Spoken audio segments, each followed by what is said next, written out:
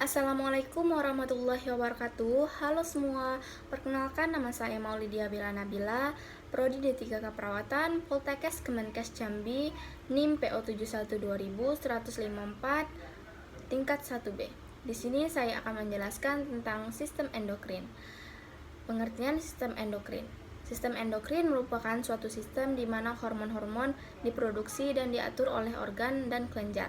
Organ-organ yang termasuk dalam sistem endokrin, penyakit, dan gangguan kesehatan yang dapat terjadi pada kelenjar dan organ endokrin dapat mempengaruhi fungsi metabolisme tubuh. Secara keseluruhan, sistem endokrin terdiri dari banyak kelenjar, misalnya kelenjar pankreas, kelenjar adrenal, kelenjar pituitari, kelenjar tiroid, dan sebagainya. Lanjut, saya akan menjelaskan bagaimana gambaran dari sistem endokrin. Bisa dilihat di sini. Organ sistem endokrin. Sistem endokrin terdiri dari jaringan kelenjar yang kompleks, yang merupakan organ yang mengeluarkan zat. Kelenjar dari sistem endokrin adalah tempat hormon diproduksi, disimpan, dan dilepaskan.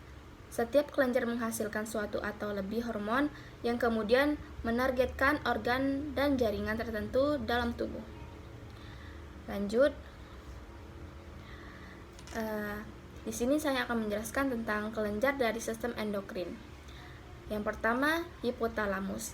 Meski beberapa orang tidak menganggapnya sebagai kelenjar, hipotalamus menghasilkan banyak hormon yang mengontrol kelenjar pituitari. Ini juga terlibat dalam mengatur banyak fungsi, termasuk siklus tidur, bangun, suhu tubuh, dan nafsu makan. Yang kedua, ada kelenjar di bawah otak. Kelenjar hipofisis terletak di bawah hipotalamus. Hormon yang dihasilkan mempengaruhi pertumbuhan dan reproduksi. Mereka juga dapat mengontrol fungsi kelenjar endokrin lainnya. Yang ketiga, ada pinus. Kelenjar ini ditemukan di tengah otak dan penting untuk siklus tidur bangun Anda. Yang keempat, ada tiroid. Kelenjar tiroid terletak di bagian depan leher yang sangat penting untuk metabolisme. Yang kelima, ada paratiroid, juga terletak di bagian depan leher. Kelenjar paratiroid penting untuk menjaga kontrol kadar kalsium dalam tulang dan darah. Yang keenam, ada timus, terletak di batang tubuh bagian atas. Timus aktif sampai pubertas dan menghasilkan hormon yang penting untuk mengembangkan jenis sel darah putih yang disebut dengan sel T. Yang ketujuh, ada adrenal. Adalah satu kelenjar adrenal dapat ditemukan di atas setiap ginjal. Kelenjar ini menghasilkan hormon yang penting untuk mengatur fungsi seperti tekanan darah, detak jantung, dan respons stres. Yang ke-8, yang terakhir, ada pankreas. Pankreas terletak di belakang perut. Fungsi endokrinnya melibatkan pengendalian kadar gula darah.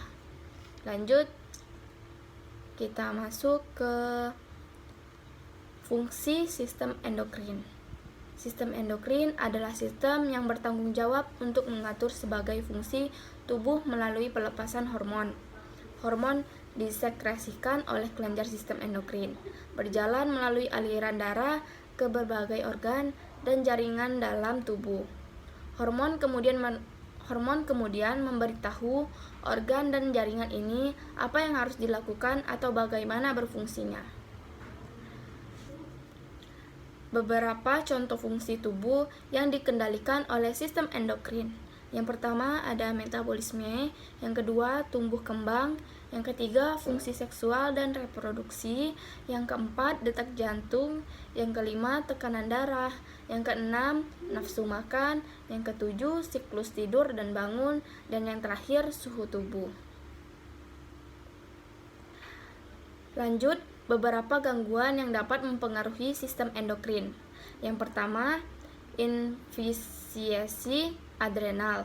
Ketika memiliki kondisi ini, kelenjar adrenal tidak menghasilkan cukup hormon tertentu seperti kortisol yang mengendalikan stres. Yang kedua, hipotiroidisme, ketika tubuh tidak membuat hormon tiroid yang cukup sehingga sistem melambat, mungkin merasa lelah, berat badan bertambah, detak jantung lambat, dan nyeri sendi otot. Yang ketiga, ada neoplasia endokrin multiple, adalah sekelompok gangguan yang mempengaruhi sistem endokrin. Ini menyebabkan tumor pada setidaknya 2 kelenjar endokrin atau di organ dan jaringan lainnya. Yang terakhir ada hipopituitarisme. Terkadang kelenjar pituitari tidak menghasilkan cukup hormon tertentu dan kelenjar adrenal dan tiroid tidak dapat bekerja dengan baik. Sekian yang bisa saya sampaikan, lebih kurang saya mohon maaf. Saya Maulidia Bella Nabila undur diri. Wassalamualaikum warahmatullahi wabarakatuh.